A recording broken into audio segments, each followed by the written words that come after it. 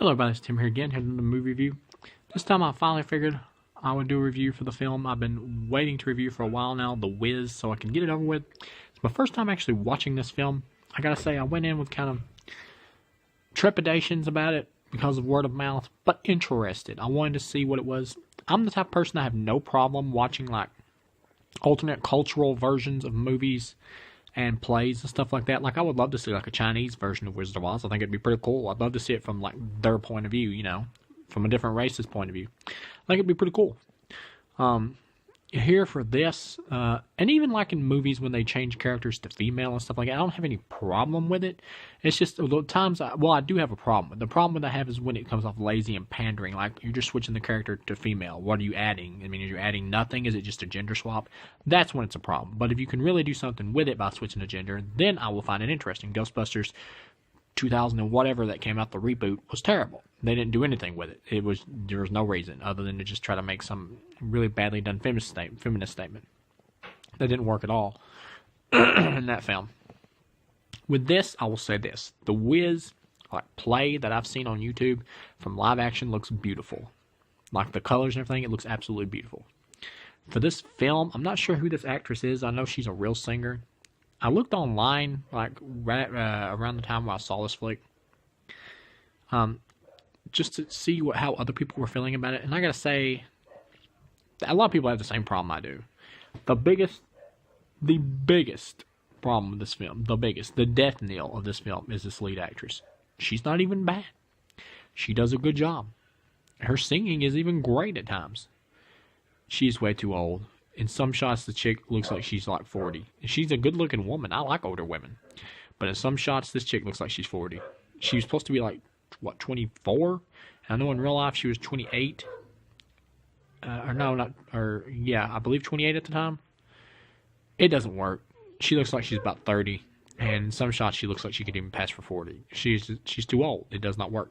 And the biggest problem with this is they got an older woman, but they're still playing it the same, like as if it was the standard age Dorothy, about like having to figure out her place in life and everything. She's like almost 40 looking. She should know her place by now. This is weird. And the way that she plays it is like super depressed. In some scenes, she's like crying her eyes out at the end when she's just like wanting to go home, when she's just got to tap her feet together and she's like bawling her eyes out. It's so overly emotional that it just felt like an overly dramatic performance in the movie that doesn't require it. It doesn't work. Too depressing at times. In one or two shots, the movie is actually too dark. Not because I have a problem with the darker version of Wizard of Oz. That's cool. I'm fine with that.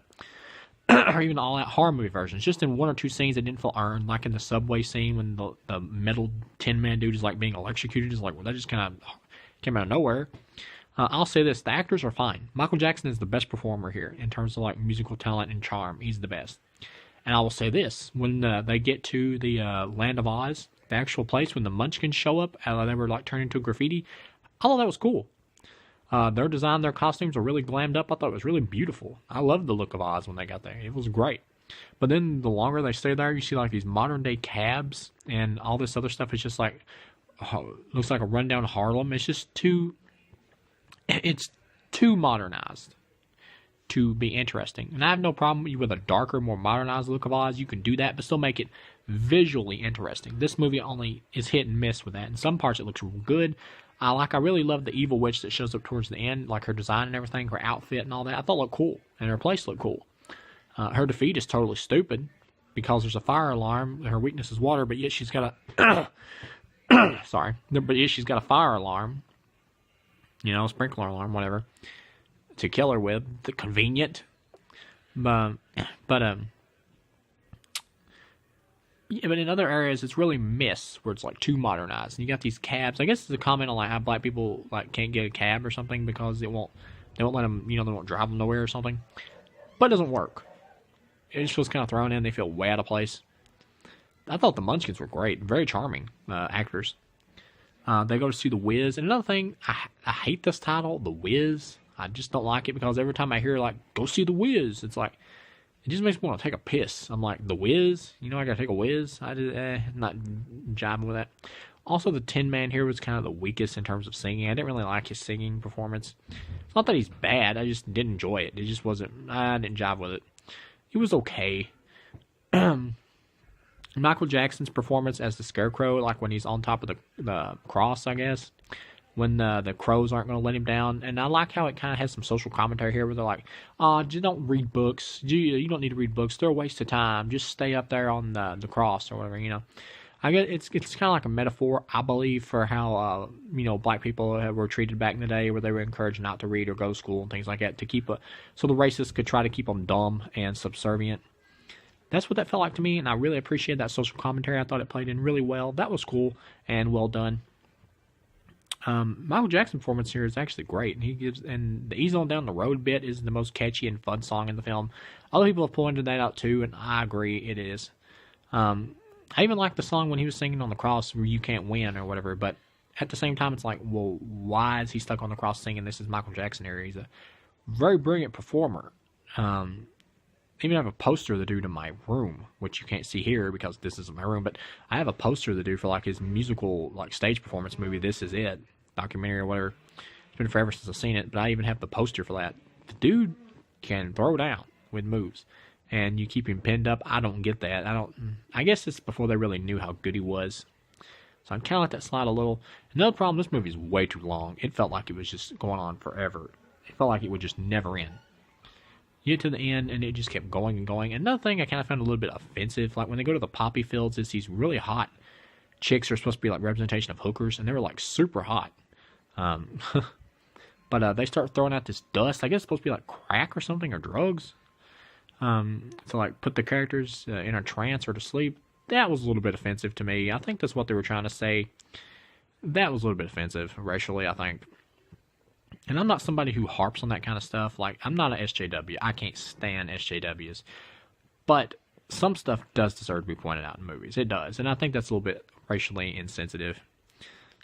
And so you get to the end of the film, you find out the wizard is, of course, Richard Pryor, who is just kind of here. His role is almost nothing. And you find out at the end, of course, you get the metaphor of they had everything they needed all along. The Lion had his courage, Scarecrow had his brain, Tin Man had his heart, and Dorothy has her willpower to go home. So she taps her feet and goes home. Another thing, the good witches in both parts of the movie, the beginning and the ending, are both really good singers. I don't know actresses' names, but they're both really good.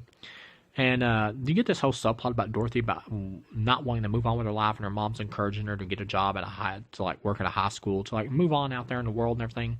And the reason the older actress doesn't mesh is because the way she plays it is like how almost a kid would react in some scenes.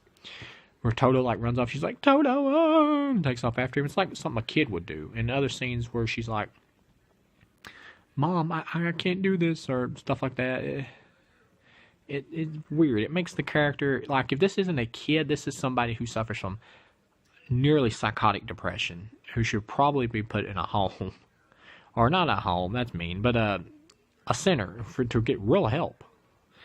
Because this actress is super depressed the way she plays this character. It just doesn't jive with the story they got going here. If they wanted to go with the older actress, they should have updated it to go more with a theme of being older as a person. They should have went with that. Instead, they kept like the same basic Wizard of Oz story, but just had an older actress, so it doesn't work. It feels unbalanced. Yeah, all in all, this isn't the worst movie I've ever seen, but I'd give it a 1.5. Huge wasted potential. Some of the like modern stuff in the Land of Oz looked really cool because it's like glammed up and fit really well, and it was really cool visual, like the Emerald City Hotel and everything where the wizard was and all that. That was cool. And I loved like the design of the graffiti and everything with the munchkins. That was really awesome, and even their overall glam look was cool. And some of the songs are pretty catchy. I love the opening one with the munchkins and everything. That was cool. I keep pointing out the munchkins because they were my favorite visual. And even the ending with the witch, the good witch singing at the end was a great song. It just doesn't jive too well story-wise with the movie. All in all, this film sucks. Stick with the stage play is what I'd recommend. And this is a film I think could work today with a successful remake easily. I think this is a film that should be remade or redone or readapted, redo, whatever. So I'll see you guys again with the next review.